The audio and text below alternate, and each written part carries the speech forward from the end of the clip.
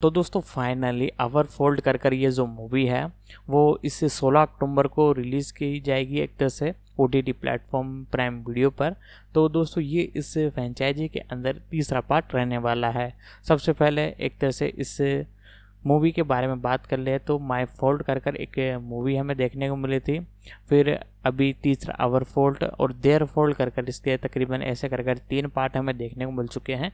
तो तीसरा part our fault कर अभी हमें देखने को मिलने वाला है। तो आज हम इसी पर बात करके पूरी इन्फॉर्मेशन आपको बताने वाले हैं। तो आप वीडियो को लाइक कर दें और आगे मैं इसकी और इन्फॉर्मेशन आपको बताता हूँ। Our fault Spanish Culpa Nuestra Domingo Gonzalez द्वारा निर्देशित और सोफिया कुएंका द्वारा सहलिखित एक आगामी स्पेनिश रोमांटिक ड्रामा फिल्म है जिसमें निकोल वालेस और गैब्रियल ग्वेरा मुख्य भूमिका में है।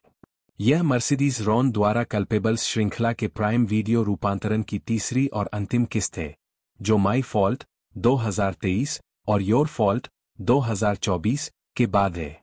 कथानक अपने ब्रेकअप के 4 साल बाद निक और नोआह लायन और जेना की शादी में फिर से मिलते हैं, जिससे यह सवाल उठता है कि क्या उनका प्यार नोआह के द्वेष को मात दे पाएगा। हालना निकोल वालेस नूह के रूप में 2, गैब्रियल ग्वेरा निक के रूप में 2, फ्रैन मोर्सिलो सिमोन के रूप में 2, मार्ता हजास राफेला के रूप में 2, विलियम के रूप में इवान सांचेज 2, गोया टोलेडो एनाबेल के रूप में 2, विक्टर वरोना तो शेर के रूप में 2, ईवा रुइज जेना के रूप में 2, सोफिया के रूप में गैब्रिएला एंड्राडा 2, एलेक्स बेजर ब्रियार के रूप में 2, माइकल के रूप में जेवियर मोर्गेद 2, लुका के रूप में फेलिप लोंदोनो तो 2। उत्पादन our fault Poughkeepsie films Alex de la Iglesia और कैरोलिना बैंक द्वारा निर्मित है। 1. लागत कम करने के लिए इसकी शूटिंग योर फॉल्ट के साथ साथ की गई। 3. फिल्मांकन में पिछली फिल्मों के कलाकारों के अलावा फ्रैन मोर्सिलो को भी शामिल किया गया। मुक्त करना यह फिल्म 16 अक्टूबर 2025 को अमेजन प्राइम वीडियो पर रिलीज होगी।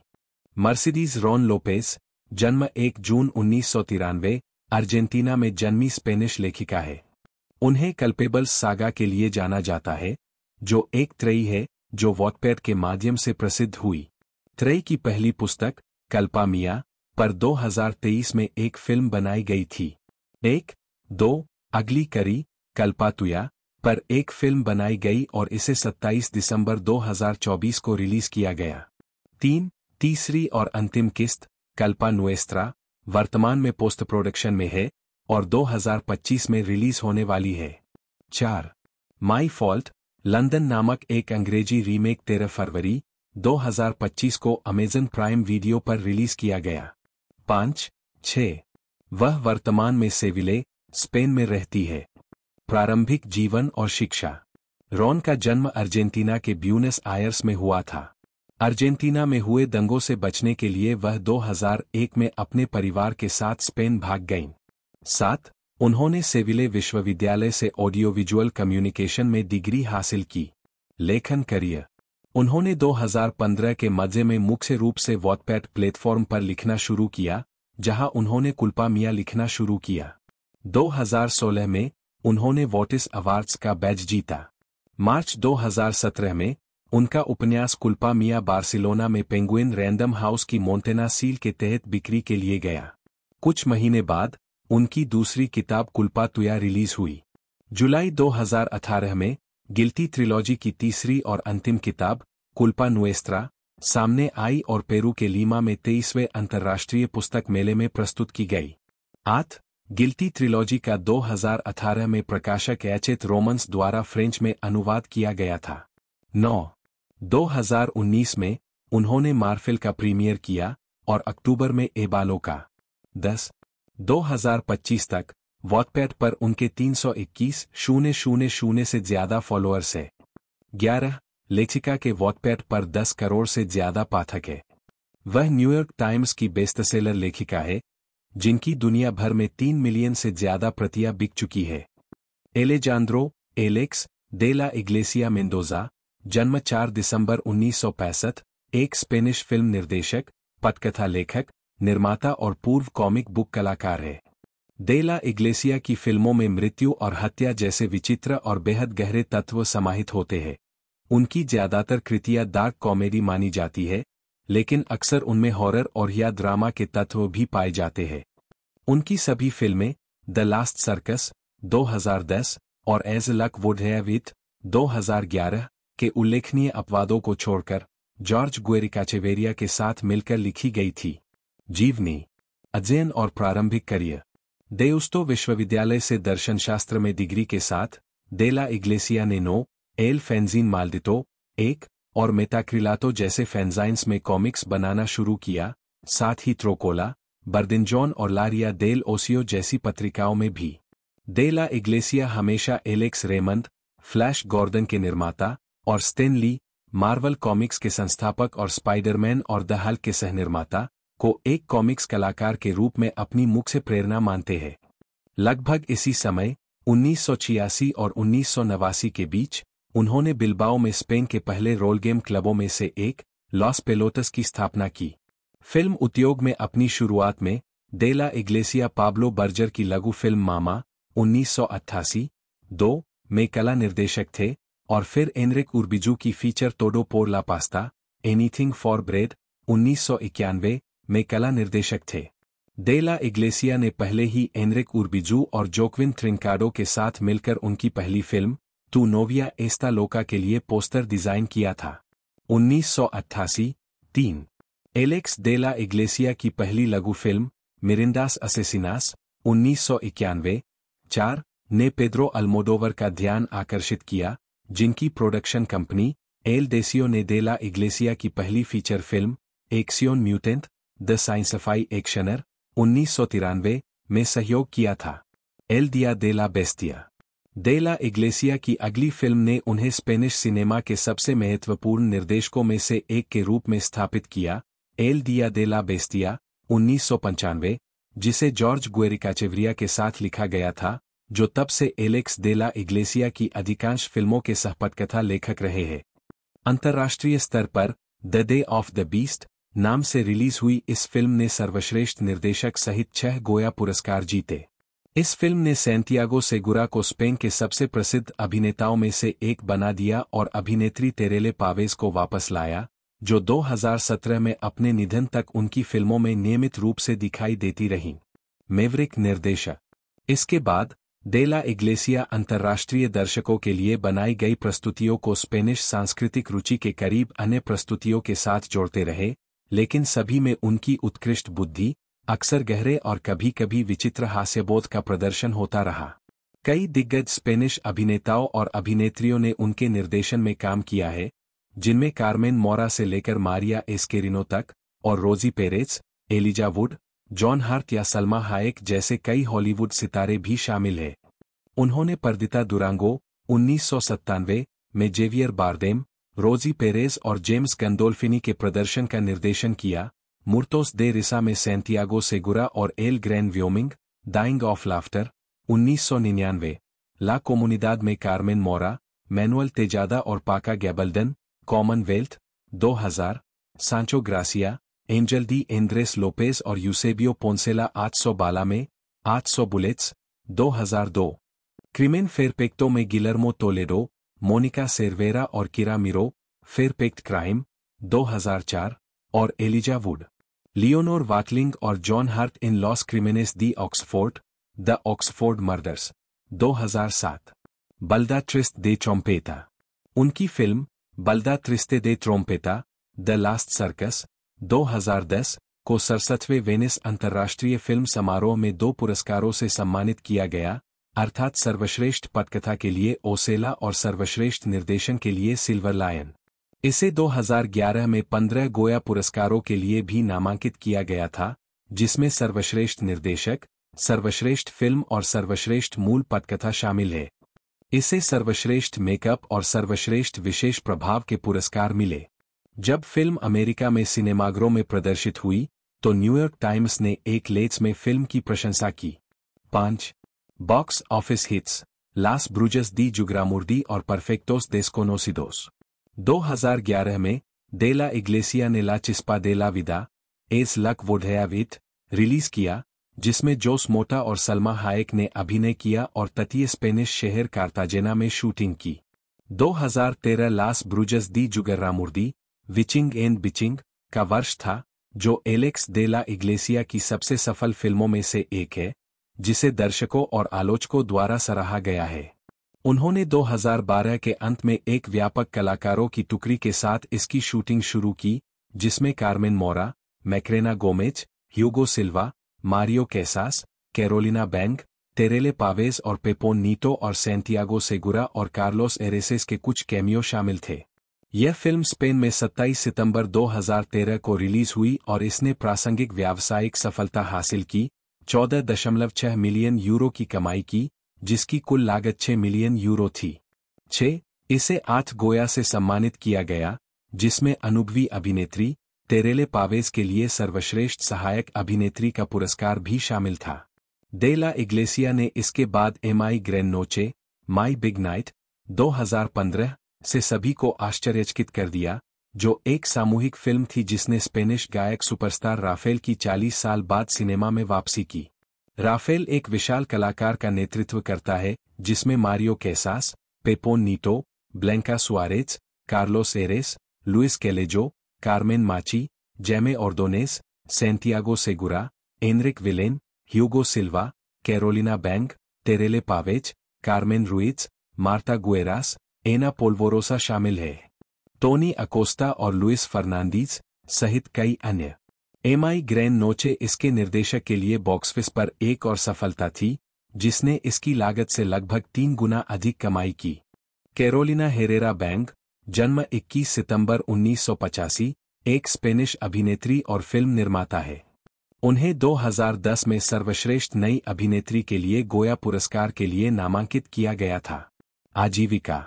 कैरोलिना बैंक का जन्म 21 सितंबर 1985 को सांता क्रूज दे टेनेरिफ में एक नॉर्वेजियन मां और स्पेनिश पिता वाले परिवार में हुआ था।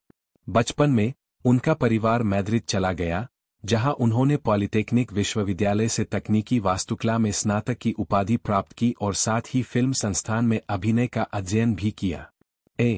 मनोरंजन के क्षेत्र में उनके शुरुआती प्रयास थिएटर कंपनी प्रोजेक्टो कथारिस की सदस्य के रूप में थे, जहां वे 6 साल तक रहीं, और ला सेक्स्टा के कार्यक्रम एल इंटरमीडियो में एक टीवी होस्ट के रूप में। 2008 में उन्होंने प्लूटोन बीआरबी नीरो श्रृंखला में लोर्ना की भूमिका निभाते हुए अपनी पहली प्रमुख भूमिका के साथ टेलीविजन अभिनय में कदम रखा। 2010 में द लास्ट सर्कस में उनके प्रदर्शन के लिए उन्हें सर्वश्रेष्ठ नई अभिनेत्री के लिए गोया पुरस्कार में नामांकन मिला। 2011 में वह टेलेसिंको श्रृंखला द लैंड ऑफ वुल्वेस के कलाकारों में शामिल हुईं। 2013 में बैंग ने एलेक्स दे ला इग्लेसिया द्वारा निर्देशित फिल्म विचिंग एंड बिचिंग में अभिनय किया। 1 साल बाद वह एंटेना 3 श्रृंखला वेलवेट और फिल्म श्रूज नेस्ट में दिखाई दी।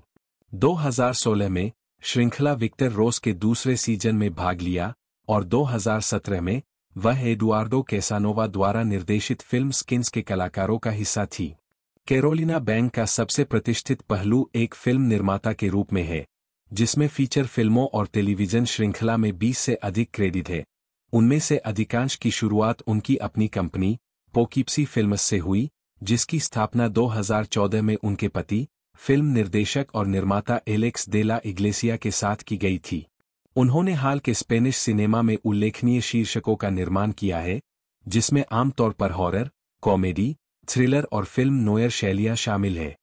सबसे प्रमुख फिल्मों में the heroes of evil, Errementari, perfect strangers, four's a crowd, shrew's nest, 70 big ones और साथ ही HBO मैक्स सीरीज 30 कॉइन्स शामिल है।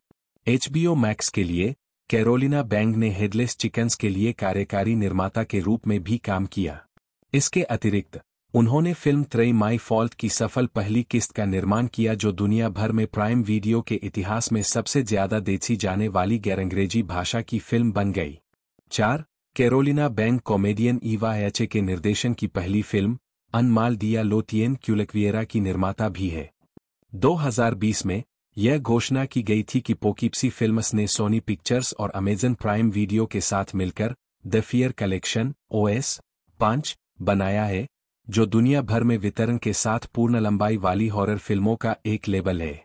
द फियर कलेक्शन की पहली 2 फिल्में वेनिसफ्रेनिया थी, जिसका निर्देशन एलेक्स दे ला इग्लेसिया ने किया था और यह अप्रैल 2022 में रिलीज हुई थी, और जैम बालगुएरो की वीनस। तीसरी, जिमिना सबादू एस की अनातेमा एस 2024 में रिलीज होने वाली है। उसी वर्ष नेटफ्लिक्स के लिए पोकीप्सी फिल्म्स सीरीज 1992 शीर्षक से लॉन्च की जाएगी। हाल ही में उन्हें टेनेरिफ में इस्ला कैलावेरा उत्सव में एसएस वेचर लाइफटाइम अचीवमेंट अवार्ड 6 मिला, एक ऐसा पुरस्कार जो उन कैनेरियन लोगों के प्रक्षेपवक्र को पहचानने का प्रयास करता है जिन्होंने अपनी प्रतिभा को द्वीपसमूह से शैली की सीमाओं तक ले गए हैं।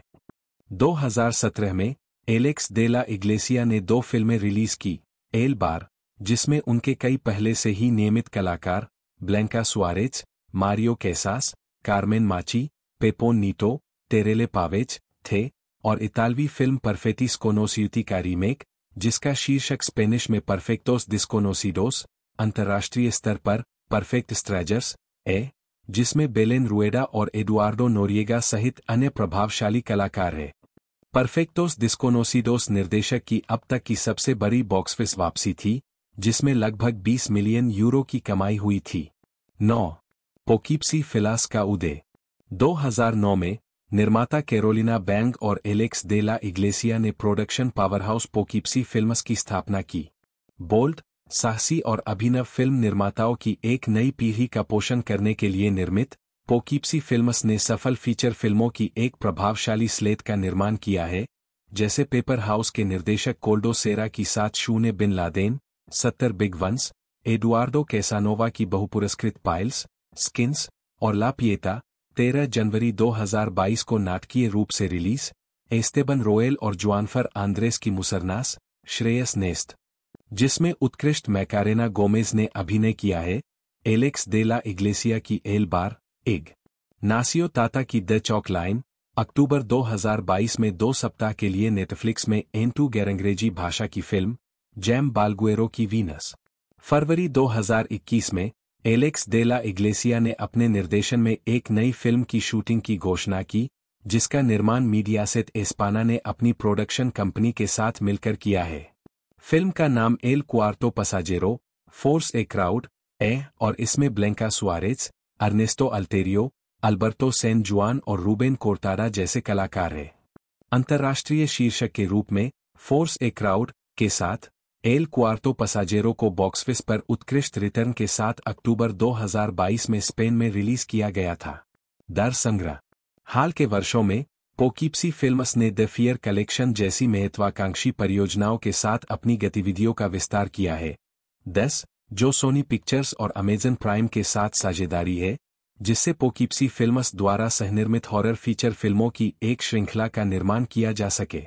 फिल्मों का निर्देशन कुछ उल्लेखनीय स्पेनिश फिल्म निर्माताओं द्वारा किया जाएगा, जैसे कि जैम बालगुएरो, पाउला ऑर्टिज और खुद एलेक्स दे ला इग्लेसिया, कई अन्य के अलावा। द फियर कलेक्शन की पहली फिल्म वेनिसफ्रेनिया है, जिसका निर्देशन दे ला इग्लेसिया ने किया है। वेनिसफ्रेनिया का विश्व प्रीमियर कैटेलोनिया के सिजेस इंटरनेशनल फैंटास्टिक फिल्म फेस्टिवल में हुआ था और इसे स्प्रिंग 2022 में रिलीज किया गया था। 11, इस संग्रह की दूसरी फीचर फिल्म वीनस है, जिसका निर्देशन प्रतिष्ठित कैटलन हेल्मर जैम बालगुएरो ने किया है। Television Alex de la Iglesia ने एल ग्रान व्योमिंग, 12, टीवी और इनोसेंट क्षेत्रीय टेलीविजन के साथ एल पेओर प्रोग्राम दे ला सेमाना जैसे टीवी शो के लिए स्केच का निर्देशन किया है। साथ ही ला 2 टीवी के लिए श्रृंखला प्लूटन बीआरबी नीरो 2008। यह एंटोनियो गेल, कैरोलिना बैंग और कार्लोस एरेसेस सहित अन्य अभिनीत विज्ञान कथा श्रृंखला की एक पैरोडी है। 2020 के वेनिस अंतर्राष्ट्रीय फिल्म महोत्सव में उन्होंने अपनी श्रृंखला 30 मोनेदास 30 कॉइन्स प्रस्तुत की, जिसका प्रीमियर उसी वर्ष 29 नवंबर को HBO स्पेन पर हुआ। यह श्रृंखला स्पेन के एक सुदूर गांव के एक पल्ली में निर्वासित, भूत भगाने वाले, मुक्केबाज और पूर्व अपराधी फादर वेरगारा की व्यथाकथा है। दिसंबर 2021 में HBO ने घोषणा की कि 30 मोनेदास स्पेन में सबसे अधिक देखा जाने वाला शो था। फिल्म अकादमी की अध्यक्षता। एलेक्स दे ला इग्लेसिया को 21 जून 2009 को स्पेन की सिनेमेटोग्राफिक आर्ट्स अकादमी का अध्यक्ष चुना गया था। उन्होंने खुद को इकार बोलेन और एमिलियो एपिना के साथ मिलकर एंजेल्स गोंजालेज सिंदे की संस्कृति मंत्री के रूप में नियुक्ति के बाद उनकी जगह लेने के लिए उम्मीदवार के रूप में पेश किया था। राष्ट्रीय उद्योग के प्रमुख के रूप में देला इग्लेसिया का मुख्य लक्ष्य अकादमी में उन सभी कलाकारों को वापस लाना था जो स्पेन छोड़ चुके हैं या संस्थान से दूर है। इसके साथ ही उनका निशाना पेद्रो अल्मोडोवार और उनके भाई अगस्तिन अल्मोडोवार पर था, जिन्होंने 2005 में संस्थान की मतदान प्रणाली से सार्वजनिक रूप से असहमत होकर संगठन छोड़ दिया था, और साथ ही जोस लुइस गार्सी पर भी, जिन्होंने 1999 में मतदान प्रक्रियाओं से संबंधित एक अन्य विवाद के कारण अकादमी छोड़ दी थी। उनके अपने शब्दों में, वह उन लोगों की रक्षा करना चाहते थे जो फिल्म निर्माण से अपनी आजीविका चलाते हैं। 14 फरवरी 2010 को देला इग्लेसिया ने गोया पुरस्कार समारोह में फिल्म अकादमी के अध्यक्ष के रूप में अपना सबसे प्रसिद्ध भाषण दिया, जिसमें उन्होंने याद दिलाया कि ऐसे कानून बनाना जरूरी है जो सभी क्षेत्रों के सहअस्तित्व की रक्षा करे, और इसमें फिल्म निर्माण भी शामिल है।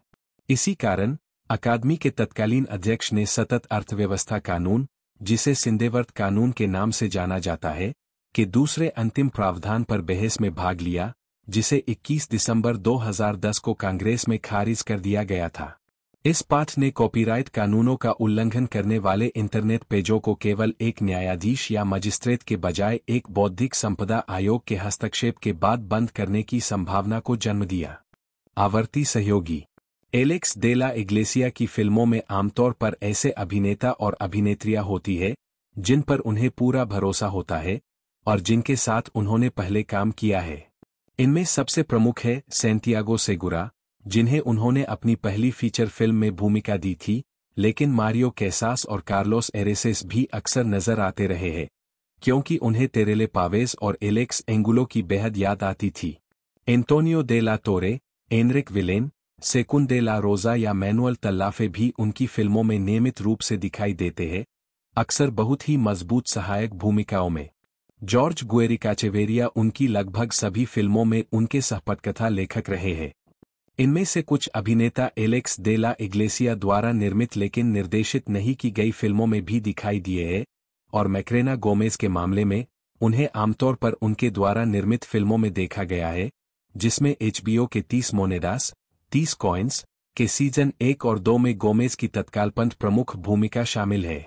पुस्तकें 1997 में उन्होंने Payasos en la lavadora, clowns in the washing machine उपन्यास प्रकाशित किया। 2014 में उन्होंने अपना दूसरा उपन्यास Recuerdame que te odie, remind me to hate you प्रकाशित किया।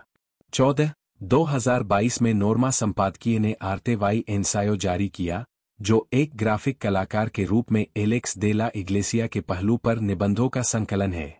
निकोल एलेजांद्रा वालेस देल बारियो, जन्म 22 मार्च 2002, एक स्पेनिश अभिनेत्री है। किशोर श्रृंखला स्कैम एस्पाना 1 से अपने टेलीविजन डेब्यू के बाद उन्होंने my fault 2023, your fault 2024, one year and one day 2025 और मिनी सीरीज राइजिंग वॉयस 2024 में अभिनय किया है। प्रारंभिक और व्यक्तिगत जीवन निकोल अलेजांद्रा वालेस देल बारियो का जन्म 22 मार्च 2002 को मैद्रिद में हुआ था। 3 उनके पास स्पेनिश और अमेरिकी नागरिकता है। 4 और उनके पिता अमेरिकी और उनकी मां स्पेनिश है। 2 इस वजह से वालेस द्विभाषी है और स्पेनिश और अंग्रेजी दोनों धारा प्रवाह बोल सकती है। 5 वह वायोला और पियानो बजाना सीखते हुए बड़ी हुई और कम उम्र से ही गायन की शिक्षा ली। वालेस ने 8 साल से अधिक समय तक हिप हॉप, फंक और आधुनिक नृत्य का भी अभ्यास किया है। 6 उनकी एक बड़ी बहन भी है, क्लो, जो एक निर्देशक, लेखिका और फोटोग्राफर है, जिन्होंने नेटफ्लिक्स की सीमित श्रृंखला ए परफेक्ट स्टोरी और वॉटपैड अनुकूलन फिल्म माला इन्फ्लुएंसिया का निर्देशन किया था। 7 वालेस ने एक अभिनेत्री के रूप में अपना करियर जारी रखते हुए 1 वर्ष के लिए विश्वविद्यालय में दूरस्थ शिक्षा कार्यक्रम के माध्यम से मनोविज्ञान का भी अध्ययन किया। 9 आजीविका अभिनय 2008, 2017 वर्तमान इस लेख या भाग में संभवतः मूल संश्लेषण शामिल है। स्रोत सामग्री में मुख्य विषय का सत्यापन योग्य उल्लेख और उससे संबंधित होना आवश्यक है। प्रासंगिक चर्चा वार्ता पृष्ठ पर उपलब्ध है। जून 2025, जाने कि इस संदेश को कैसे और कब हटाया जाए। वालेस ने लघु फिल्मों में अपनी शुरुआत की, पहली बार 2008 की हॉरर शॉर्ट एक्सिशन में एक छोटी भूमिका में दिखाई दी, जिसमें ग्रेस एनाटॉमी की अभिनेत्री टेसा फेरर के साथ थी। अनुचित संश्लेषण, अविश्वसनीय स्रोत। 10. उन्होंने लघु फिल्मों में काम करना जारी रखा, campfire creepers, the skull of Sam में विकी के रूप में दिखाई दी, हॉरर फिल्म किंवदंती रॉबर्ट एंगलैंड के साथ सहअभिनय किया, जो nightmare on Elm Street film franchise में फ्रेडी क्रूगर को चित्रित करने के लिए जाने जाते हैं। 5. 2018 में वालेस को नॉर्वेजियन 3 सीरीज स्कैम पर आधारित movie star plus series scam España में नोरा ग्रेस के रूप में कास्ट किए जाने के बाद प्रसिद्धि मिली। शो का तीसरा सीजन उनके किरदार नोरा और सेलिया मोनेडेरो द्वारा निभाए गए वीरी के किरदार के इर्दगिर्द केंद्रित था। नोरा और वीरी के सीजन को, विशेष रूप से युवा दर्शकों के लिए नारीवाद और सशक्तिकरण के विषयों को बढ़ावा देने के लिए फेस्टिवल दे विटोरिया से समानता के लिए सीमा टीवी पुरस्कार से सम्मानित किया गया था। 11. नोरा के रूप में उनकी ब्रेकआउट भूमिका के बाद से वालेस को कई प्रकाशनों में दिखाया गया है, जैसे कि एसे मोडा, ग्लैमर और वोग। 12, 13, 14. उन्होंने इस सफलता को अन्य अभिनय भूमिकाओं में भी जारी रखा है। टीवी 2021 ड्रामा पैरोट, 15, 16 और 2023 prime video romance film my fault में नू के रूप में अभिनय किया है, जो अपने सौतेले भाई निक के साथ निषिद्ध रोमांस में खींची गई है, जो खतरनाक सड़क रेसिंग दृश्य में शामिल है। 17. निक का किरदार वालेस के स्कैम एस्पाना के सहकलाकार गैब्रियल ग्वेरा ने निभाया है। माई फॉल्ट मूल रूप से वाटपैड पर प्रकाशित एक लोकप्रिय उपन्यास श्रृंखला पर आधारित है, जिसे मर्सिडीज रॉन द्वारा कल्पेबल्स कहा जाता है। 18. अमेजन प्राइम वीडियो के अनुसार माई फॉल्ट ने जून 2023 में रिलीज होने के बाद सेवा के इतिहास में किसी भी गैर-अंग्रेजी स्थानीय मूल फिल्म की सबसे अधिक शुरुआती 3 दिवसीय दर्शकों की संख्या हासिल की। 19. प्राइम वीडियो ने जुलाई 2023 में पुष्टि की कि वे मर्सिडीज रॉन की त्रयी, योर फॉल्ट और अवर फॉल्ट में अंतिम 2 पुस्तकों के आधार पर 2 और फिल्में बनाएंगे, यह पुष्टि करते हुए कि वालेस इन 2 फिल्मों में नू के रूप में अपनी भूमिका को दोहराएंगे। 20. आपकी गलती और हमारी गलती का समवर्ती उत्पादन 31 अगस्त 2023 को शुरू हुआ। 21. उसी महीने वालेस स्टेफी आर्गेलिच की फिल्म वेरा में वेरा के रूप में दिखाई दिए, एक किशोरी जो एक युवा के रूप में अपनी कामुकता की खोज करती है, एक वकील और एक बेटे के रूप में अपनी जिम्मेदारियों से दूर, एक द्वीप रिट्रीट पर उसके और उसकी मां के साथ रहने आती है। 22, 23, 24. उन्होंने कई अन्य लघु फिल्मों में भी काम करना जारी रखा है, जिनमें 2019 की रेस पार्क्स, राफा पावोन द्वारा निर्देशित और 2021 की ला फुएर्जा देल डेस्टिनो, जेवियर अलोसो द्वारा निर्देशित शामिल है। 25. वह 2023 की लघु फिल्म इको में माया के रूप में और 2024 की फिल्म उन आनो वाई उन दिया में नेरिया के रूप में भी दिखाई दी। 26, 27. 1 सितंबर 2023 को वालेस को स्पेन की पहली डायर ब्यूटी एम्बेसडर भी घोषित किया गया। वह उसी महीने बाद में 2023 पेरिस फैशन वीक के दौरान डायर और अन्य संबंधित ब्रांड कार्यक्रमों में भी दिखाई दी। 28, 29. मई 2024 में Wallace Netflix television mini series Ni una mas में दिखाई दिए, जो मिगुएल सेज कैरल एस के इसी नाम के उपन्यास पर आधारित है, अल्मा के रूप में, एक किशोरी जो अपने बलात्कार के बारे में बोलकर अपने हाई स्कूल में यथास्थिति को उलट देती है। 30, 31. माई फॉल्ट का सीक्वल योर फॉल्ट 27 दिसंबर 2024 को अमेजन प्राइम वीडियो पर रिलीज किया गया। वालेस ने 18 दिसंबर को मैद्रिद के पलासियो विस्तालेग्रे में इसके विश्व प्रीमियर में भाग लिया, जहां अनुमानित 4000 प्रशंसक उपस्थित थे। 22, 19 दिसंबर 2024 को डेडलाइन हॉलीवुड ने बताया कि वालेस ने संयुक्त राज्य अमेरिका में प्रतिनिधित्व के लिए TFC मैनेजमेंट के साथ अनुबंध किया है। 2025 में वालेस कल्पेबल्स सीरीज की तीसरी और अंतिम फिल्म कल्पा नुएस्त्रा और अमेजन प्राइम वीडियो की एक और film The House of Spirits, जो इसाबेल अलेंदे के प्रशंसित पहले उपन्यास का रूपांतरण है, में दिखाई देंगे। द हाउस ऑफ स्पिरिट्स का निर्माण अभिनेत्री ईवा लोंगोरिया करेंगी। 33. अक्टूबर 2025 में वैरायटी ने बताया कि वालेस ने अमेज़न एमजीएम स्टूडियो के साथ एक विशेष प्रतिभा होल्डिंग डील पर हस्ताक्षर किए थे, जिसके तहत उन्हें अंग्रेजी भाषा की इतालवी टेलीविजन श्रृंखला पोस्टकार्ड्स फ्रॉम इटली में एक प्रमुख भूमिका मिली। 4. संगीत 2 वर्तमान 2020 में वालेस ने यूनिवर्सल म्यूजिक और सोनी म्यूजिक के साथ अनुबंध किया और फरवरी 2021 में अपना पहला सिंगल बेला रिलीज किया। बेला ने उस वर्ष स्पेन में शीर्ष 50 वायरल गानों में से एक के रूप में शुरुआत की, जिसके तुरंत बाद सिंगल्स देवुएल्वे में और इम्पेशेंट आइज रिलीज हुए। 5. चौथा सिंगल क्यूइडेट 2022 में रिलीज किया गया। स्टेज 2010 वर्तमान। अपने टेलीविजन और फिल्मी करियर के अलावा ग्वेरा ओपेरा और थिएटर प्रोडक्शंस में भी सक्रिय रहे हैं, जो पहली बार 2010 में royal theatre opera production Tosca में दिखाई दिए थे। इसके बाद वे 2012 में फ्रांस में थिएटर प्रोडक्शन रॉबिन हुड और 2018 में क्रोल रोजर ओपेरा में दिखाई दिए। 3. गैब्रियल ने अपने पिता के साथ इटली में 2017 के ओपेरा एल एलिक्सिर दी अमोर पर भी काम किया। 19. कानूनी मुद्दों। ग्वेरा को 2 सितंबर 2023 को इटली के वेनिस में फ्रांस में हुए एक कथित यौन उत्पीड़न के अंतर्राष्ट्रीय वारंट पर गिरफ्तार किया गया था। उन्हें फिल्मिंग इटली से सर्वश्रेष्ठ युवा अभिनेता का पुरस्कार मिलना था, जो उनकी गिरफ्तारी के बाद रद्द कर दिया गया। 20. 3 सितंबर 2023 को ग्वेरा के अभिनय प्रतिनिधि ब्रॉसन टैलेंट मैनेजमेंट ने जनता के लिए एक बयान जारी किया, जिसमें कहा गया, फ्रांस में यह एक पुरानी प्रक्रिया है, जब गैब्रियल नाबालिग था और स्पेन में यह पहले ही सभी बरी होने के साथ उसके पक्ष में हल हो चुका है। हमें उम्मीद है कि उसे जल्द ही रिहा कर दिया जाएगा, एक बार प्रतिधारण त्रुटि, जिसे हम अनियमित मानते हैं, सत्यापित हो जाती है। 21. ग्वेरा के वकील पेड्रो फर्नांडीज गोंजालेज ने इस बयान का अनुसरण करते हुए कहा कि जिस मामले में उन पर आरोप लगाया गया था और फिर उन्हें बरी कर दिया गया था, वह तब हुआ था जब ग्वेरा 13 साल के थे और शिकायतकर्ता उनके चचेरे भाई थे, जो उन पर गुस्सा हो गए थे।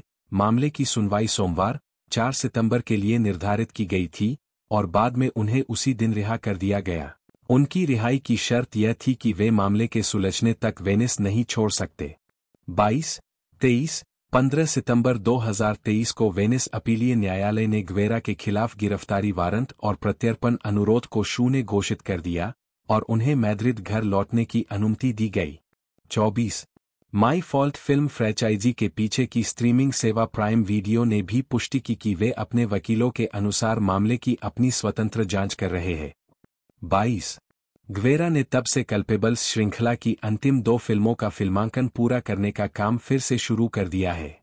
मार्ता हजास क्यूस्टा का जन्म 31 दिसंबर 1977 को सैंटेंडर में हुआ था। 1, 2. उन्होंने सूचना विज्ञान में डिग्री हासिल की और उन्होंने स्पेनिश नृत्य और नाटक में कलात्मक प्रशिक्षण भी लिया। 3. वह एक स्पेनिश अभिनेत्री है जिन्होंने एरा, लॉस होम्ब्रेस दी पाको, क्वेंटेम कोमो पासो, पाको वाई वेवा, हॉस्पिटल सेंट्रल, एल कोमिसारियो और लॉस सेरानो जैसे शो में छिटपुट अभिनय किया है। एल इंटरनेडो श्रृंखला में अमेलिया उगार्ते के रूप में उनके प्रदर्शन से उन्हें छोटे पर्दे पर एक सफल भूमिका मिली। 4. उन्होंने ग्रैंड होटल में योन गोंजालेस, अमाया सलामांका और एलोय अजोरिन सहित अन्य लोगों के साथ अभिनय किया। 5, 6. उन्होंने दैनिक टेलीविजन श्रृंखला बंदोलेरा में मुख्य भूमिका निभाई।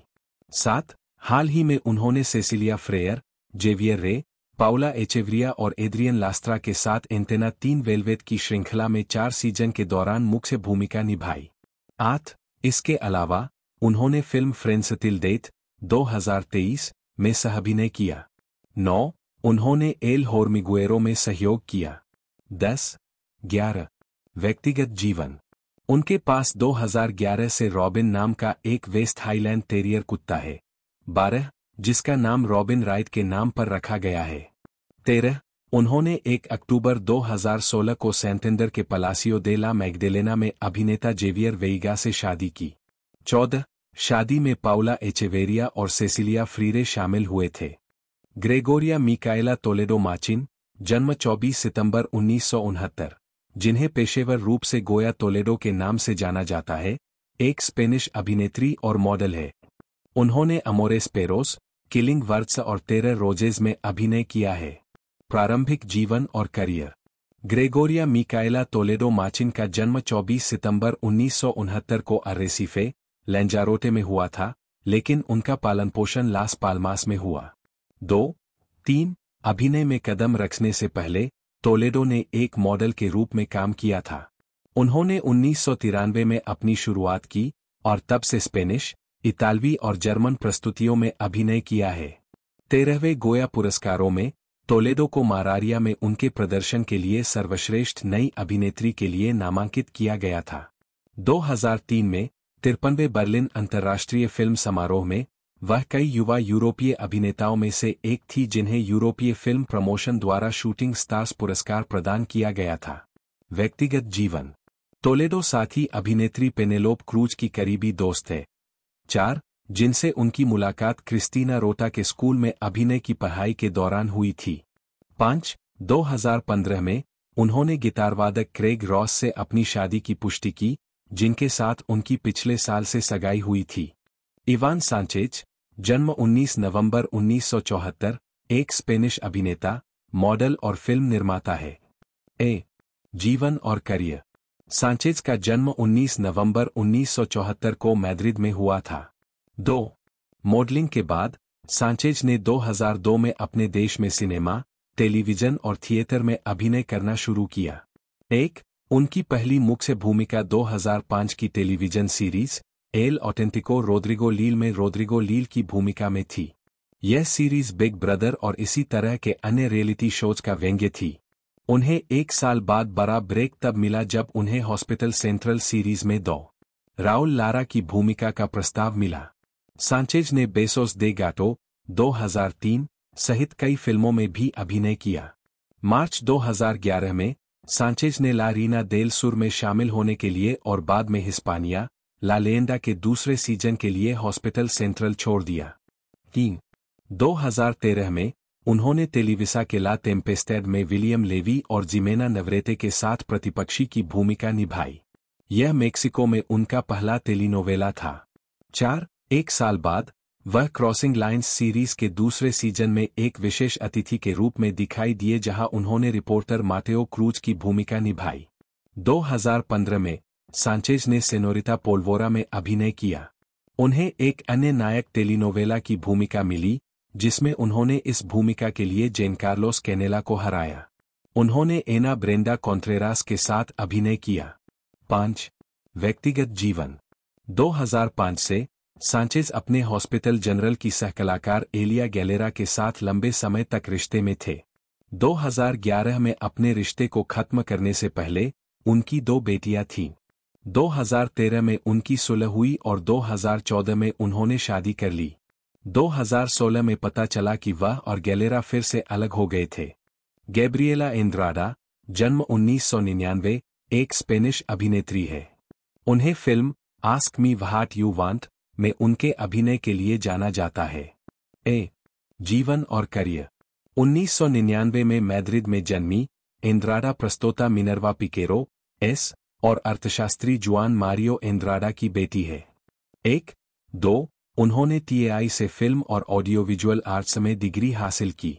3 अक्टूबर 2021 में उन्हें एक ट्रैफिक दुर्घटना का सामना करना पड़ा, जिससे उनका जबड़ा और दांत टूट गए और उनके अभिनय करियर की शुरुआत अस्थायी रूप से पीछे हो गई। 4 उन्होंने अपने टेलीविजन करियर की शुरुआत सीक्विया 2022, लॉस प्रोटेगिडोस एडियन 2022 और हेयर्स टू द लैंड 2022 जैसी श्रृंखलाओं में दिखाई देने के साथ की। 1 दूसरे शीर्षक में उन्होंने बाबी को चित्रित किया, जो नायक सेंद्रा के लिए एक प्रतिस्पर्धी चरित्र था। 5 बाद के शीर्षक में उन्होंने दोल्का को चित्रित किया। 6 शुरुआती फिल्म क्रेडिट में लॉस्ट एंड फाउंड और सुएनोस वाई पैन में उपस्थिति शामिल थी। 7 उन्होंने कामुक drama ask me what you want 2024 में अपनी पहली प्रमुख फिल्म भूमिका निभाई। 8 जूडिथ फ्लोरेस को चित्रित किया, जो जेरेज की एक युवती थी जो अपने बॉस के साथ एक मूल रिश्ते में प्रवेश कर रही थी। 9 इसके अलावा 2024 में उन्होंने योर फॉल्ट में अभिनय किया। 2025 में उन्हें पाज वेगा और कार्ला सोफिया गैस्कॉन के साथ पश्चिमी साहसिक फिल्म त्रिनिदाद में मुख्य भूमिका मिली। स्पेनिश कुल्पा तुया निर्देशक डोमिंगो गोंजालेज पटकथा डोमिंगो गोंजालेज सोफिया क्वेंका पर आधारित तुया बाय मर्सिडीज द्वारा उत्पादित दे ला कैरोलिना बेंगभिनीत निकोल वालेस गैब्रियल ग्वेरा उत्पादन company Poughkeepsie films Amazon MGM studio द्वारा वितरित अमेजन प्राइम वीडियो रिलीज की तारीखें 18 दिसंबर 2024, पलासियो विस्तालेग्रे 27 दिसंबर 2024, स्पेन, कार्यकारी समय 118 मिनट, 1, देश स्पेन, भाषा स्पेनिश। रोमांस फिल्मों में रोमांटिक प्रेम कहानियां शामिल होती है जिन्हें सिनेमाग्रो या टेलीविजन पर प्रसारण के लिए दृश्य मीडिया में रिकॉर्ड किया जाता है, जो जुनून, भावना और मुख्य पात्रों की स्नेहपूर्ण रोमांटिक भागीदारी पर केंद्रित होती है। आमतौर पर डेटिंग, प्रेमालाप या विवाह के माध्यम से उनकी यात्रा को दिखाया जाता है। ये फिल्में मुख्य कथानक के रूप में रोमांटिक प्रेम की खोज पर केंद्रित होती है। कभी कभी रोमांस प्रेमियों को वित्तीय, शारीरिक बीमारी, विभिन्न प्रकार के भेदभाव, मनोवैज्ञानिक प्रतिबंध या पारिवारिक प्रतिरोध जैसी बाधाओं का सामना करना पड़ता है। जैसा कि सभी काफी मजबूत, गहरे और करीबी रोमांटिक रिश्तों में होता है, दिन प्रतिदिन के जीवन के तनाव, प्रलोभन, बेवफाई के और अनुकूलता में अंतर रोमांटिक फिल्मों के कथानक में प्रवेश करते हैं। रोमांटिक फिल्में अक्सर पहली नजर के प्यार, युवा और परिपक्व प्रेम, एकतरफा प्रेम, जुनून, भावुक प्रेम, आध्यात्मिक प्रेम, निषिद्ध प्रेम, आदर्शवादी प्रेम, यौन और भावुक प्रेम, बलिदानी प्रेम, विस्फोटक और विनाशकारी प्रेम और दुखद प्रेम जैसे जरूरी विषयों को उजागर करती है। रोमांटिक फिल्में दर्शकों के लिए एक बेहतरीन पलायन और कल्पना का अनुभव कराती है, खासकर जब दोनों मुख्य पात्र अंततः अपनी कठिनाइयों पर विजय प्राप्त करते हैं, अपने प्यार का इजहार करते हैं और हमेशा खुश रहने का अनुभव करते हैं, जो अक्सर पुनर्मिलन और अंतिम चुंबन से प्रकट होता है। रोमांटिक टेलीविजन सीरीज में ऐसे रोमांटिक रिश्ते कई एपिसोड में विकसित हो सकते हैं या अलग अलग किरदार अलग अलग रोमांटिक आर्क में आपस में जुड़ सकते हैं। पटकथा लेखक और विद्वान एरिक आर. विलियम्स ने अपने पटकथा लेखकों के वर्गीकरण में रोमांस फिल्मों को 11 सुपरशैलियों में से एक माना है और दावा किया है कि सभी फीचर लंबाई वाली कथा फिल्मों को इन सुपरशैलियों में वर्गीकृत किया जा सकता है। अन्य 10 सुपरशैलियां एक्शन, अपराध, फंतासी, हॉरर, विज्ञान कथा, कॉमेडी, खेल, थ्रिलर, युद्ध और वेस्टर्न है। 2. रोमांस फिल्मों में गिरावट। हाल के वर्षों में निर्मित कुल फिल्मों में रोमांस फिल्मों का अनुपात काफी कम हुआ है। IMDb के आंकड़ों के अनुसार 2000 में रिलीज हुई सभी फिल्मों में रोमांस फिल्मों का हिस्सा 34.8% से घटकर हाल के वर्ष में 8.6% रह गया है। 3. सिनेमा के इतिहास में रोमांस फिल्मों की उपस्थिति चक्रीय रही है। 1940 के दशक से लेकर 1960 के दशक के शुरुआती दौर तक रिलीज हुई फिल्मों में रोमांस फिल्मों का एक बड़ा हिस्सा रहा, जिसके बाद इसमें उल्लेखनीय गिरावट आई। 20वीं सदी के आखिरी 3 दशकों में इस शैली ने धीरे धीरे सुधार दिखाया, जो 2000 के दशक की शुरुआत में चरम पर पहुंच गया। हालांकि हाल के दिनों में यह रुझान उलट गया है। इसके अलावा एक्शन फिल्मों जैसी अन्य शैलियों की फिल्मों में रोमांस को एक उपकथानक के रूप में शामिल करने का चलन भी कम होता दिख रहा है। 3. उप शैलियों गॉन विद द विंड 1939 का पोस्टर. चिक फ्लिक. मुख्य लेख. चिक फ्लिक. चिक फ्लिक एक ऐसा शब्द है जो रोमांस फिल्मों से जुड़ा है, जो ज्यादातर महिला दर्शकों को लक्षित करती है। 4. 5. हालांकि कई रोमांस फिल्में महिलाओं को ध्यान में रखकर बनाई जा सकती है, लेकिन यह रोमांस फिल्म की परिभाषित विशेषता नहीं है और चिक फ्लिक में जरूरी नहीं कि रोमांस एक केंद्रीय विषय हो, पात्रों की रोमांटिक भागीदारी के इर्दगिर्द घूमती हो या यहाँ तक कि एक रोमांटिक रिश्ता भी शामिल हो। इस प्रकार शब्दों का परस्पर उपयोग नहीं किया जा सकता है। शैली की फिल्मों में गिल्डा, द रेड शूट्स, sense and sensibility, gentlemen prefer blondes, dirty dancing, the notebook, dear John, a walk to remember, Thelma and Louise, 50 shades of grey, sleepless in Seattle, your fault, 2, Spanish, Culpa Tuya, Domingo Gonzalez द्वारा निर्देशित 2024 की एक Spanish romantic drama film है, जो Mercedes Ron की कल्पेबल्स श्रृंखला, जिसमें Nicol wireless और गैब्रियल ग्वेरा मुख्य भूमिका में है। यह माई फॉल्ट 2023 का अनुवर्ती है।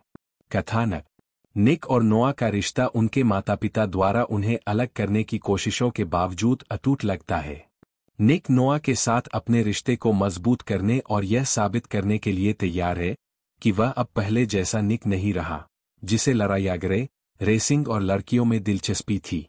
निक अपने पिता की लॉ फर्म में एक आकर्षक सहकर्मी सोफिया के साथ काम करना शुरू कर देता है और नोआ कॉलेज जाती है, जहां वह ब्रायर नाम की एक रहस्यमयी और मजेदार लड़की के साथ एक अपार्टमेंट शेयर करती है, जो अपनी मुस्कान के पीछे एक गहरा राज छुपाती है। अचानक निक को उसका साथी लायन उसके पिछले जन्म में वापस बुला लेता है। 3. हालना निकोल वालेस नूह के रूप में। 4. गैब्रियल ग्वेरा निक के रूप में। 4. मार्ता हजास राफेला के रूप में। 5. विलियम के रूप में इवान सांचेज। 5. विक्टर वरोना शेर के रूप में। 5. ईवा रुइज जेना के रूप में। 6. गोया टोलेडो एनाबेल के रूप में। 7. नूह कैसास मैगी के रूप में। 5. सोफिया के रूप में गैब्रिएला एंड्राडा। 7. एलेक्स बेजर ब्रायर के रूप में। 7. माइकल के रूप में जेवियर मोर्गेर। 7. फेलिप लोंदोनो लुका के रूप में। 5. एस्तेबन के रूप में जेमे ऑर्डोनेस।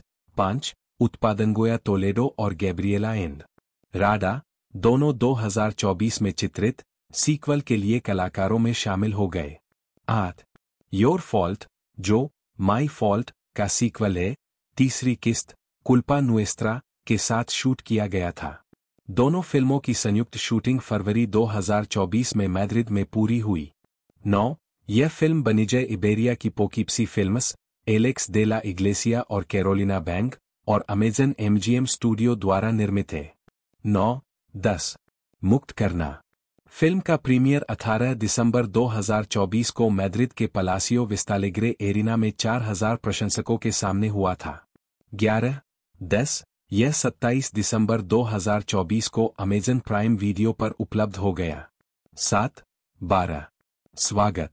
समीक्षा एग्रीगेटर वेबसाइट रॉटन टोमाटोज पर 10 आलोचकों की समीक्षाओं में से 20% सकारात्मक है, जिनकी औसत रेटिंग 4.2 है।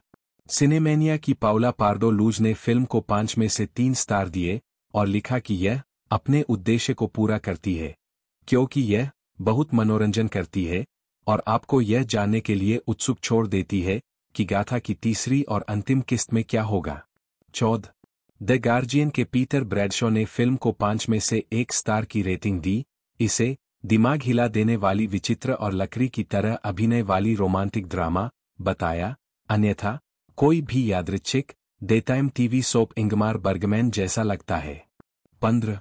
IGN.com के एलेजांद्रो मोरिलस ने फिल्म को 6 अंक ठीक दिए, यह मानते हुए कि भले ही एक वयस्क और विंटेज दृष्टिकोण से हम फिल्म को केवल डरावनी और मोह के रुग्ण मिश्रण के साथ देख सकते हैं, यह अभी भी बहुत मनोरंजक है।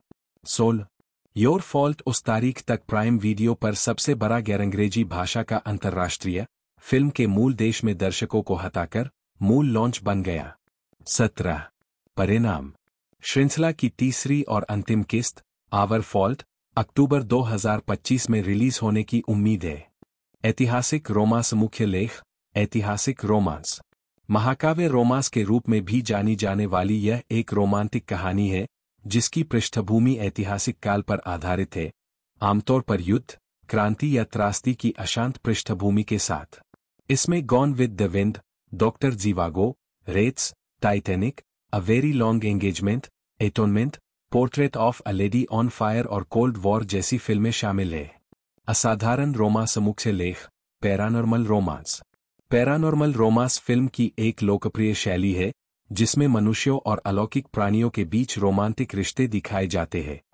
6 लोकप्रिय ट्रॉप्स में पिशाचवाद, समय यात्रा, भूत और मानसिक या टेलीकिनेटिक क्षमताएं शामिल है, यानी ऐसी चीजें जिन्हें विज्ञान द्वारा समझाया नहीं जा सकता।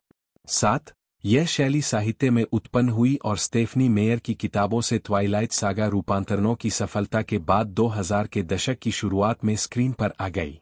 8 2007-08 तक फिल्म स्टूडियो विभिन्न पैरानॉर्मल रोमांस फिल्मों का निर्माण कर रहे थे, जिनमें से कई उपन्यासों से रूपांतरित थी।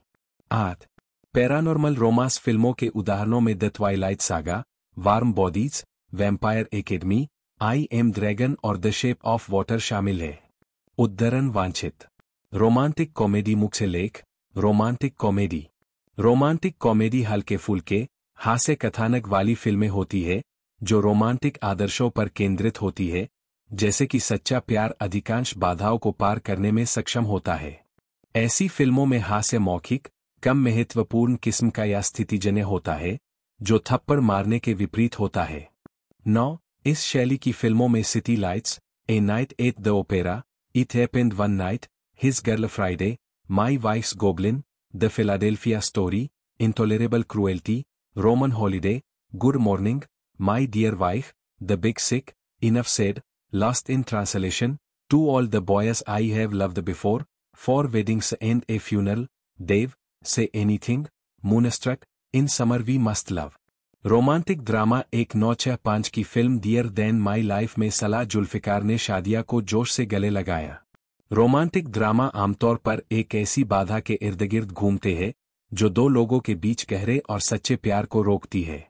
भावनात्मक मनोदशा को दर्शाने के लिए अक्सर संगीत का इस्तेमाल किया जाता है, जिससे जोड़े के लिए एक बेहतर अलगाव का माहौल बनता है। किसी रोमांटिक ड्रामा का अंत आमतौर पर यह संकेत नहीं देता कि दो मुख्य पात्रों के बीच अंतिम रोमांटिक मिलन होगा या नहीं। 2000 से पहले रोमांटिक ड्रामा फिल्मों और शो के कुछ उदाहरण हैं: Men's Way with Women, Casablanca, Maria Candelaria, Pride and Prejudice, Appointment with Happiness, Wakeful Eyes, Among the Ruins, The River of Love, Dear Than My Life, Love Story, Paris and Love, Featureless Man, Coming Home, Daughters of the Dust, Like Water for Chocolate, Somersby, The Bridges of Madison County, The English Patient, Shakespeare in Love, An Officer and a Gentleman, Saptapadi, Hello, That's Me, और Cinema पैरादिसो।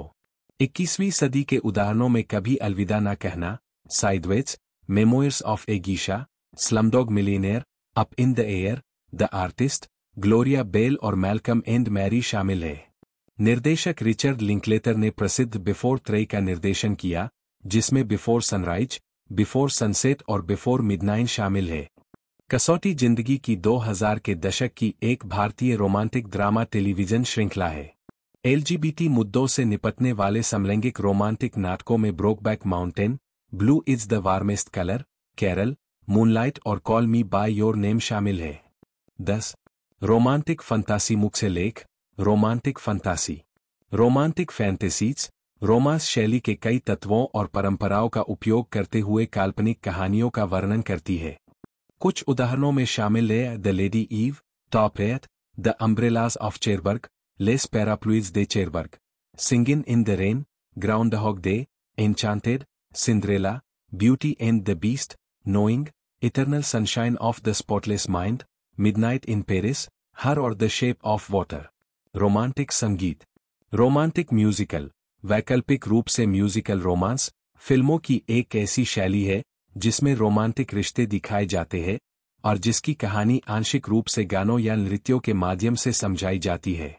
इस शैली की शुरुआत Broadway से हुई और Rogers और हैमरस्टाइन की प्रस्तुतियों की लोकप्रियता के कारण यह सिल्वर स्क्रीन पर भी पहुंची। कुछ उदाहरणों में south Pacific, west side story और इसकी 2021 remake, grease, high school musical, across the universe, Moulin Rouge, Mamma Mia, franchise, sunshine on Leith और ला ला लैंड शामिल है। रोमांटिक थ्रिलर मुख्य लेख। Romantic thriller. रोमांटिक थ्रिलर एक ऐसी फिल्म शैली है जिसकी कहानी रोमांस फिल्म और थ्रिलर शैली के तत्वों को मिलाती है। रोमांटिक थ्रिलर फिल्मों के कुछ उदाहरण हैं Desire, To Catch a Thief, Vertigo, The Crying Game, The Bodyguard, Unfaithful, Wicker Park, The Phantom of the Opera, The Tourist और द एडजस्टमेंट ब्यूरो। 11. फिल्म के प्रकार, मैक्रो शैलियाँ और फिल्म निर्माता की आवाज। पटकथा लेखकों का वर्गीकरण फिल्मों पर चर्चा करते समय उपशैली से परे अतिरिक्त श्रेणियां बनाता है, जिससे यह तर्क बनता है कि सभी कथात्मक हॉलीवुड फिल्मों को कॉमेडी या ड्रामा फिल्म प्रकार के रूप में पहचाना जाता है में चित्रित किया जा सकता है। 12. वर्गीकरण में 50 मैक्रो शैलियों की भी पहचान की गई है, जिन्हें रोमांस सुपर शैली के साथ जोड़ा जा सकता है। 13 इस दृष्टिकोण का उपयोग करते हुए गॉन विद द विंड ऊपर उल्लेखित जैसी फिल्मों को केवल एक ऐतिहासिक रोमांस के बजाय एक नाटकीय प्रकार ऐतिहासिक पारिवारिक मैक्रो शैलियों रोमांस शैली के रूप में वर्गीकृत किया जाएगा, जबकि द नोटबुक को केवल एक रोमांटिक ड्रामा के बजाय नाटकीय प्रकार रोग मैक्रो शैली रोमांस शैली के रूप में पहचाना जाएगा। 14 इसी तरह संगीतमय फिल्मों को फिल्म निर्माता की आवाज के लिए एक विकल्प के रूप में वर्गीकृत किया जाता है, क्योंकि पात्रों को गाने के लिए कलात्मक विकल्प कहानी या पात्रों को प्रभावित नहीं करता है, यह केवल कहानी और पात्रों को व्यक्त करने के तरीके को बदलता है। 15 इसलिए ग्रीस जैसी रोमांस फिल्म को केवल संगीतमय रोमांस के बजाय नाटकीय प्रकार रोमांस सुपर शैली हाई स्कूल बता आने वाली उम्र मैक्रो शैलियों संगीत आवाज के रूप में वर्गीकृत किया जाएगा। रोमांस या रोमांटिक उपन्यास एक ऐसी शैली का उपन्यास है जो मुख्य रूप से दो लोगों के बीच के रिश्ते और रोमांटिक प्रेम पर केंद्रित होता है, जिसका अंत आमतौर पर भावनात्मक रूप से संतोषजनक और आशावादी होता है। इस शैली के विकास में महत्वपूर्ण योगदान देने वाले लेखकों में Samuel Richardson, Frances Burney, Maria Edgeworth, Jane Austen, Charlotte Bronte, Emily Bronte और एनी ब्रोंटे शामिल है। रोमांस उपन्यासों में विभिन्न उपशैलियां शामिल होती है, जैसे फंतासी समकालीन ऐतिहासिक रोमांस अलौकिक कथाएं सैफोक्थाएं और विज्ञान कथाएं। इनमें दुश्मन से प्रेमी दूसरा मौका और जबरदस्ती की निकटता जैसे कथानक भी शामिल होते हैं। हालांकि पारंपरिक रूप से महिलाएं रोमांस उपन्यासों की प्रमुख पाठक रही है, लेकिन रोमांस राइटर्स ऑफ अमेरिका द्वारा 2017 में किए गए एक अध्ययन में पाया गया कि रोमांस पुस्तकें खरीदने वालों में पुरुषों की हिस्सेदारी 18% थी।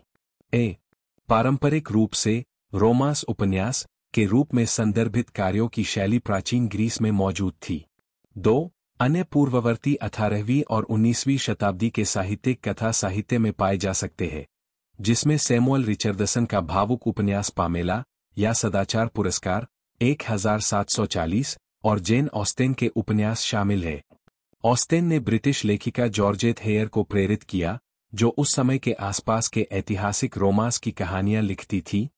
3 साथ ही जासूसी कथा भी। हेयर का पहला रोमांस उपन्यास द ब्लैक मॉथ 1921 1751 में सेट किया गया था।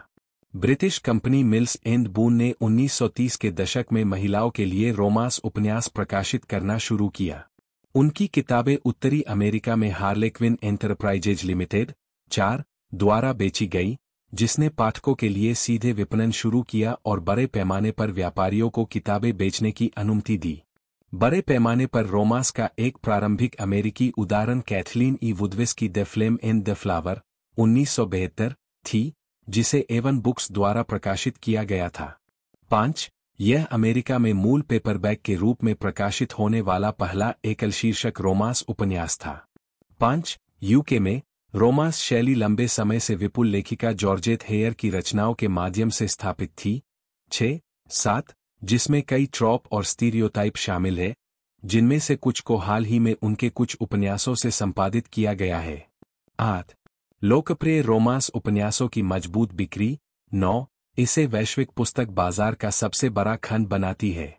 10 1980 के दशक में इस शैली में तेजी आई, जिसमें रोमांस की कई अलग अलग श्रेणियां और एकल शीर्षक रोमांस की संख्या में वृद्धि हुई, लेकिन लोकप्रिय लेखकों ने शैली और कथानक दोनों की सीमाओं को आगे बढ़ाना शुरू कर दिया, साथ ही साथ अधिक समकालीन पात्रों का निर्माण भी किया। उद्धरण वांछित परिभाषा।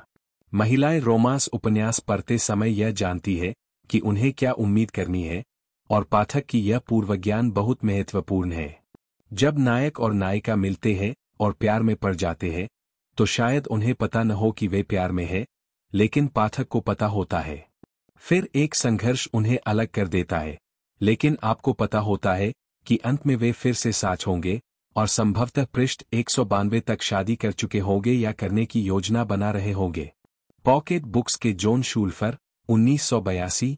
11 रोमांस शब्द की एक परिभाषा है, दो लोगों की भावनाएं और व्यवहार जो एक दूसरे के साथ प्रेमपूर्ण और यौन संबंध में है। 12 रोमांस राइटर्स ऑफ अमेरिका के अनुसार एक व्यापक रूप से बिकने वाले रोमांस उपन्यास का मुख्य कथानक दो लोगों के इर्दगिर्द घूमना चाहिए जो एक दूसरे के लिए रोमांटिक प्रेम विकसित करते हैं और एक रिश्ता बनाने के लिए काम करते हैं। उपन्यास का संघर्ष और चरमोत्कर्ष दोनों ही रोमांटिक संबंध विकसित करने के मूल विषय से सीधे जुड़े होने चाहिए। हालांकि उपन्यास में ऐसे उपकथानक भी हो सकते हैं जो मुख्य पात्रों के रोमांटिक प्रेम से विशेष रूप से संबंधित न हो। इसके अलावा एक रोमांस उपन्यास का भावनात्मक रूप से संतोषजनक और आशावादी अंत होना चाहिए। बर्कले बुक्स के अध्यक्ष लेस्ली गेल्बमैन इस शैली को इस प्रकार परिभाषित करते हैं कि रोमांस को नायक और नायिका के बीच रोमांटिक रिश्ते को पुस्तक का मूल बनाना चाहिए। 13 सामान्यतः रोमांस उपन्यास अच्छे पात्रों को पुरस्कृत करते हैं और बुरे लोगों को दंडित करते हैं, और जो जोगा अपने रिश्ते के लिए संघर्ष करता है और उसमें विश्वास करता है उसे संभवतः बिना शर्त प्यार से पुरस्कृत किया जाएगा। एक बेस्टसेलिंग लेखिका नोरा रॉबर्ट्स कहती है कि किताबों में रोमांस शैली, प्यार, भावना और प्रतिबद्धता में पड़ने के उत्सव और उन सभी चीजों के बारे में है जो हम वास्तव में चाहते हैं। रोमांस श्रेणी का उदय 1930 के दशक में ब्रिटिश प्रकाशक मिल्स एंड बून ने हार्डबैक रोमांस उपन्यास प्रकाशित करना शुरू किया। ये किताबें साप्ताहिक 2 पेनी पुस्तकालयों के माध्यम से बेची जाती थी और अपनी भूरी बाइंडिंग के कारण इन्हें भूरे रंग की किताबें के रूप में जाना जाता था। 1950 के दशक में कंपनी ने पूरे यूनाइटेड किंगडम में समाचार एजेंटों के माध्यम से इन किताबों की बिक्री शुरू की। 44 एक कनाडाई कंपनी हार्लेक्विन एंटरप्राइजेज ने 1957 में मिल्स एंड बून द्वारा प्रकाशित रोमांस श्रेणी का वितरण उत्तरी अमेरिका में शुरू किया। 45 हार्लेक्विन के संस्थापक रिचर्ड बोनीकेसल की पत्नी मैरी बोनीकेसल और उनकी बेटी जूडी बर्गेस ने संपादकीय नियंत्रण का प्रयोग किया कि मिल्स एंड बून के कौन से उपन्यास हार्लेक्विन पुनर्मुद्रित करे। उनके पास एक शालीनता कोड था और मिल्स एंड बून द्वारा पुनर्मुद्रण के लिए प्रस्तुत अधिक यौन रूप से स्पष्ट सामग्री को अस्वीकार कर दिया। यह महसूस करते हुए कि शैली लोकप्रिय थी, रिचर्ड बोनीकेसल ने आखिरकार एक रोमांस उपन्यास पढ़ने का फैसला किया। उन्होंने अधिक स्पष्ट उपन्यासों में से एक को चुना और उसका आनंद लिया। उनके आदेश पर कंपनी ने उनके द्वारा पढ़े गए उपन्यास के साथ एक बाजार परीक्षण किया और पाया कि इसकी बिक्री एक समान, शांत उपन्यास से अधिक थी। उपन्यासों में अंतरंगता कभी भी मुख्य पात्रों के बीच एक पवित्र चुंबन से आगे नहीं बढ़ी। 45 1 अक्टूबर 1971 को हार्लेक्विन ने मिल्स एंड बून को खरीद लिया। इस समय तक रोमांस उपन्यास शैली ग्रेट ब्रिटेन में उत्साही पाठकों के बीच लोकप्रिय और व्यापक रूप से वितरित हो चुकी थी। उत्तरी अमेरिका में मिल्स एंड बून की सफलता को दोहराने के प्रयास में हार्लेक्विन ने अपनी वितरण और विपणन प्रणाली में सुधार किया।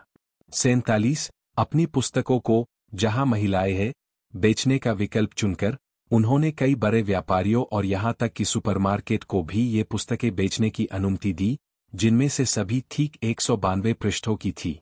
इसके बाद हार्लेक्विन ने एक पाठक सेवा शुरू की जो सीधे उन पाठकों को बेचती थी जो हर महीने एक निश्चित संख्या में पुस्तकें खरीदने के लिए सहमत होते थे। 48 अमेरिकी रोमांस कथा साहित्य की शुरुआत।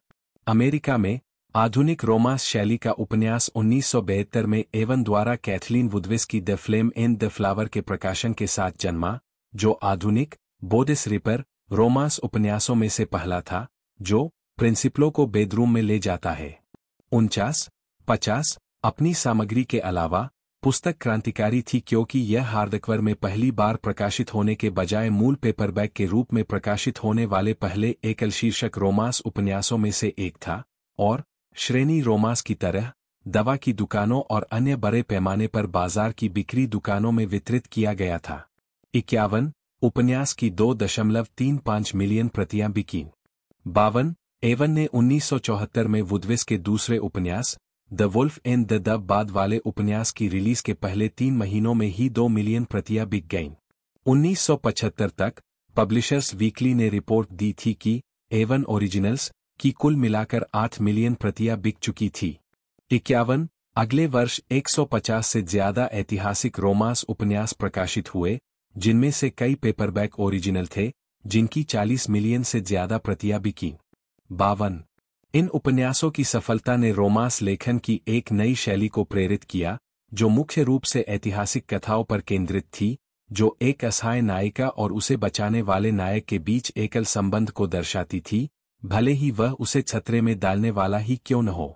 19 इन उपन्यासों के कवर में नायक द्वारा कम कपड़े पहने महिलाओं को पकड़ा जाता था, और इस वजह से उपन्यासों को बोडिस रिपर्स के रूप में संदर्भित किया जाने लगा। 49 इस शैली की कवर कला को क्लिंच कवर के रूप में संदर्भित किया जाता है। 53 54 1980 में वॉल स्ट्रीट जर्नल के एक लेख ने इन बोडिस रिपर्स को बिग मैक के लिए प्रकाशन का जवाब कहा, वे रसदार, सस्ते, अनुमानित है। ऐतिहासिक रोमांस की इस नई शैली में नायिकाएं स्वतंत्र और दृढ़ इच्छाशक्ति वाली थी और अक्सर उन नायकों के साथ जोड़ी बनाई जाती थी जो देखभाल करने वाले और दयालु पुरुषों में विकसित हुए थे, जो वास्तव में उन महिलाओं की प्रशंसा करते थे जिन्हें वे प्यार करते थे।